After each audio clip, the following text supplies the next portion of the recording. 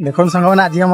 company की नुआ सब वर्कर मैंने आसर इंडक्शन हम तो आम डाक पिंटू सर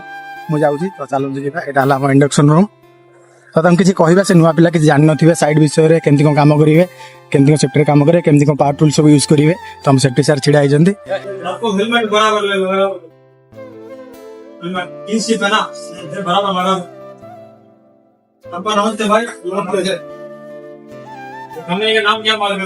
कंपनी का नाम माफी शॉर्ट फॉर्म मतलब माफी माफी मतलब हम अपना खिलाफ आवाज उठाए इंफ्रास्ट्रक्चर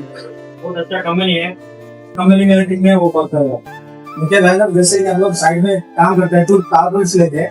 इनको अचानक से शुरू हो गया कारखाने धो दिया सुमति इसको और हाइट करके हमसे काम करो पानी पानी होता है जब टूली होता है पानी नीचे रहता है तार को पानी मत डालो हाइट करके काम करो सेफ्टी के काम करो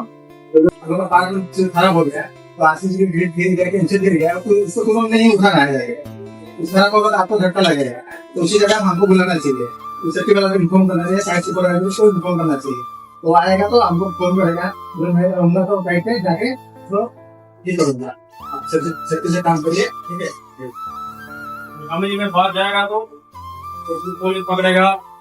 उसी फ्रॉड हो जाएगा इधर से आ रहा है इधर काम करेगा सोचेगा तो बोलना चाहिए ना